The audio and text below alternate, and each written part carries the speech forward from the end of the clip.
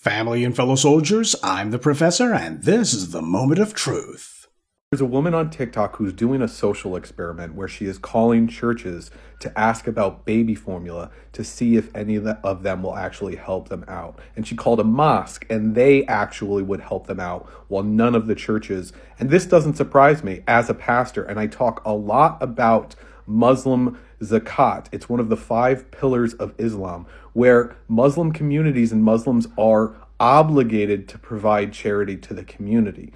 Churches, they are not obligated. We hope that they're going to be able to be philanthropic and donate into their community. And my church has a food bank that I'm very proud of, but not every church has a discretionary fund. As a pastor, I have a discretionary fund, but also there's a scam going on right now in churches. My assistant this week got a text saying, "Hi, this is Pastor Burke, Pastor Tom. Can you send me the directory of the church?" Because what scammers do is they go through the directory of churches, they go through online directories, and they email and they scam all members of churches, and they say, "Can you send me a Visa gift card? Can you send me this gift card?" That is something that happens. Churches get scammed all of the time. And so if you think the response to churches saying no to helping baby formula is to tax the churches, we spend $1 trillion a year on our military, on bombing other countries. We are right now bombing fishermen in the ocean. We spend less than 1% of our GDP, less than 1% of our budget on helping poor people, on food aid, on SNAP, on food assistance. So I don't understand why people want to tax the church when that tax money is just going to the military. Churches, the money that is donated to churches as a nonprofit or charity has already been taxed. And I understand that people want people on food assistance, people who need baby formula should get that help. But taxing the churches is not going to do that. All you're going to do is take money from churches and give it to the military and give it to the government, which is not helping poor people at all. Well, if you want to reform the tax code, that's fine. I'm all about it. But taxing churches would close small churches that actually do provide local philanthropic efforts to the community, and it would do nothing to the mega churches that you really want to actually get rid of. Churches like Joel Osteen, who doesn't do anything. These churches like Mark Driscoll. If you call those types of churches, of course they're not going to help. But if you call a small town church that well, they're going to try and do whatever they can to help you. So the answer is not taxing the churches, because then you're just taking money from churches and giving it to the military. This is Thomas Burke. He was a U.S. Marine who had served in Afghanistan and Iraq, and along the way he also got himself booted out of the Marine Corps for use of marijuana and other drug substances. But of course, racial privilege being what it is, instead of getting a dishonorable discharge as you would think, they allowed him to leave with an other than honorable discharge. I guess that means a general discharge. Interesting how there are certain people who get that handed to them no matter what. And the thing about him is, apparently he styles himself as some sort of unorthodox pastor. Basically, he's not your usual Bible-thumping preacher. He occasionally curses, he has a tattoo on his chest, and he's got a TikTok account, which is what's gotten him into some trouble. Let me say that as a Gen Xer, this whole deal of the unorthodox preacher is nothing new. Since at least the 1960s, there's been a persistent group of folks who come into the church and they say that they're going to make Christianity hip somehow. They always insist on doing that, and they usually say that it's because it's not reaching the youth. Does the whole thing with the Bible, the way the pastors are, have to be so stuffy? Everything from versions of the Bible that use modern American English, which is harmless, all the way up to BBL sporting pastors who really put the ho in holy. Seems there's never a lack of people who want to try to make the church more entertaining somehow. But instead of their efforts bringing in new believers, it always just seems to make it more appealing to a subset of people who probably weren't all that devoted to begin with. Though that's just my opinion. But as for Pastor Burke, he posted this video, and it seemed that his main bugaboo was that he didn't like somebody suggesting that the church ought to be taxed. He removed the video, by the way, so that tells you everything you need to know about whether or not this guy stands on business. As soon as he caught some heat, he immediately wilted. You know, the Bible says that believers are expected to contend for the faith. That doesn't mean you have to get into a debate with every Tom, Dick, and Harry who comes along, but if challenged, you're supposed to make a stand. But the only thing this guy's willing to stand for is his tithes. And I'm not surprised that he decided that he was going to mention Joel Osteen. Of course, how could you not? Turning away hurricane victims, because rejecting desperate people in their hour of need is exactly what Jesus would have done. And besides, how do you expect for Joel Osteen to part with any of that money for all of those poor hurricane victims when all of it's getting buried in the walls of his church, $600,000 worth? No wonder he's always begging for tithe money. He literally doesn't know where all the cash is being stashed at. But this is exactly what the church has been doing. It's been turned into nothing more than just a racket. It's sad to say, but it's also a fact, and that's why so many people have walked away from it. And this Pastor Burke, he hasn't done the church any favors with his little display. This guy is basically saying that you should go ahead and tax the big boys, but don't tax me. Of course, the church has always had a very peculiar relationship with money. Keep in mind, Jesus Christ himself paid taxes, and this is in the Bible. In the book of Matthew, when they arrived at Capernaum, the temple tax collectors went to Peter, confronting him and said, "Your master's supposed to be paying taxes, doesn't he?" Peter didn't say, "Don't you know he's the Son of God? He doesn't have to pay any taxes." Instead, Peter said, "Of course he does." So what does that tell you? That tells you Jesus had been paying taxes before they got there, not just when they arrived. And when Peter went to Jesus, Jesus didn't say, "Don't you know I'm God incarnate? Everything around here belongs to me. I made all of it. What, am I going to be bribed with my own money?" Instead, Jesus told Peter, "Go down to the shore, catch the very first fish you find. In its mouth there will be a coin. Take the coin and pay them the taxes." And that wasn't even the only instance when he did it.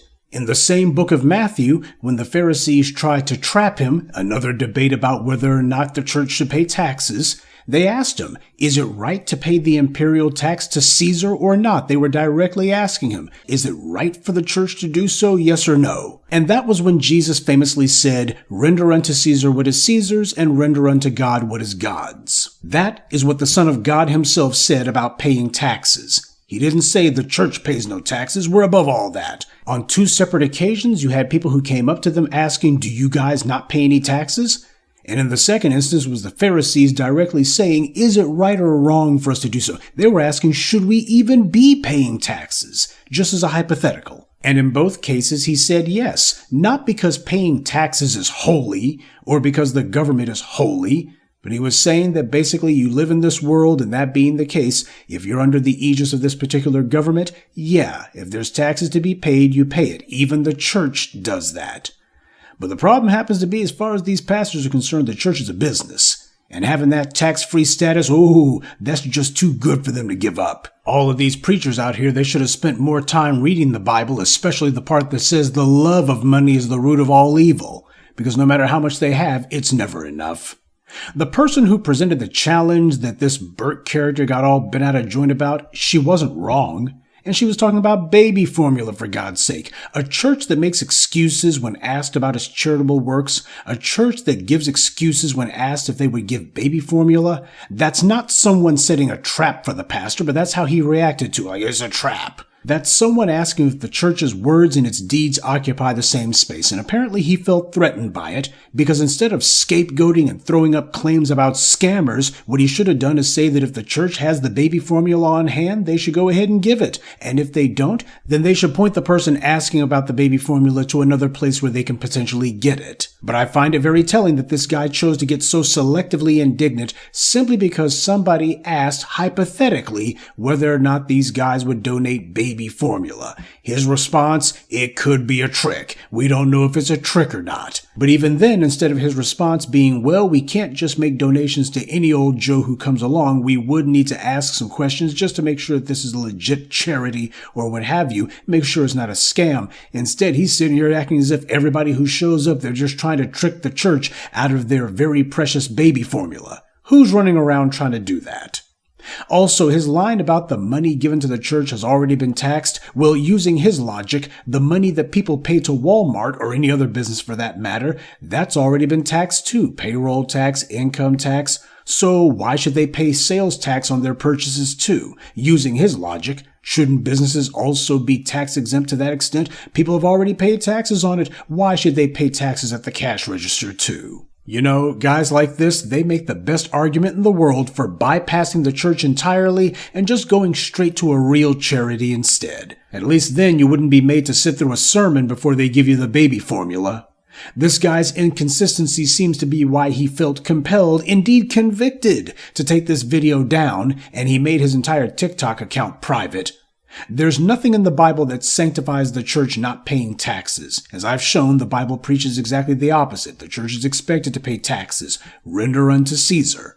What happened was you basically had the Catholic Church, because of their political connections, they were the first ones who started the idea of the church not paying any taxes. And the Catholic Church was very beneficial to those European warlords who were running around having fights with various cousins over pieces of land. That way, whatever European warlord was on the march this week could go ahead and have his Catholic buddies claim that God himself is blessing this guy's holy war, etc., etc. And when the Protestants broke away, they pretty much continued the exact same practice in the places that they went to.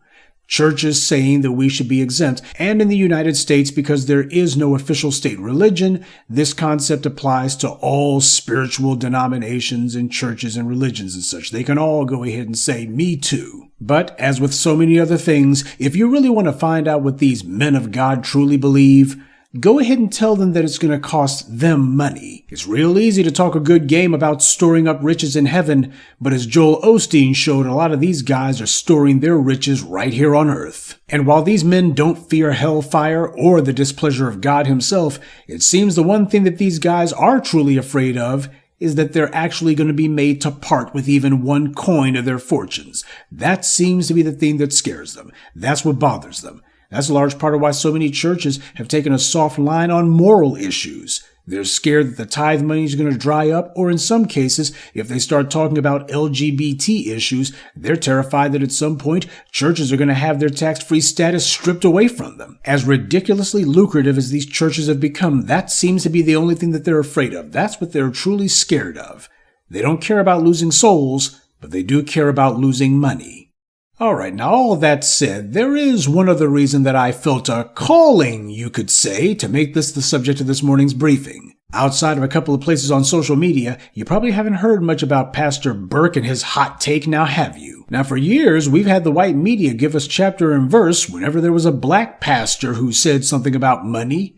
This would be a lot bigger story if Pastor Burke had been black, because you better believe if there's a black pastor who gets in front of the congregation and says, I need a jet, looking at you, Creflo Dollar, or that preacher who told the ushers to lock the doors because he didn't get enough tithe money. That guy wasn't taking confession, he was taking hostages.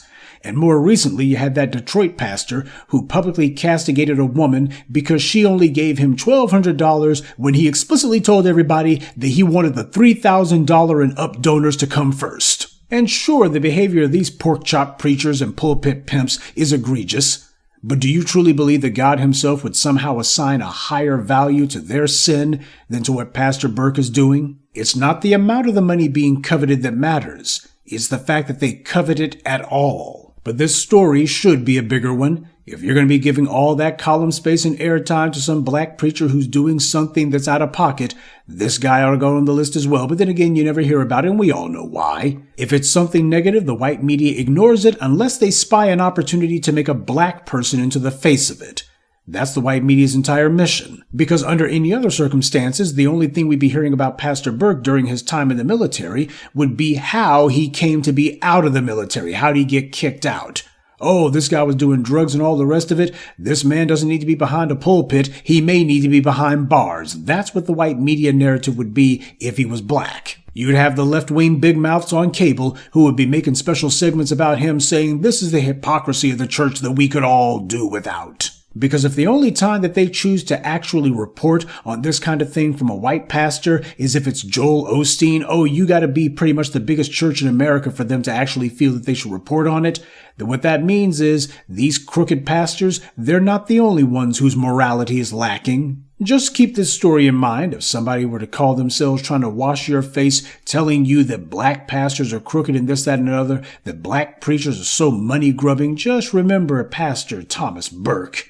His name ought to come up just like Joel Osteen's name should come up every single time. Don't let them make black people into the face of this stuff. And as for Pastor Burke, even if he doesn't make his account public again, even if he decides that from now on maybe he's going to stay off the TikTok machine, I would love to say that we should give this guy some grace and exercise some patience and see if he eventually comes around when it comes to the idea of giving to the poor. But based on what I've seen, that would be a little too much charity to give him. Good day, and be one. I'd like to take a moment to mention some of our contributors: Mark Anderson, John Harvin, Gregory Franklin, Neil Saphir, and Sakina Collins. Salute to them and thank you to everyone for listening, liking, and sharing this message. Black empowerment only exists because of you.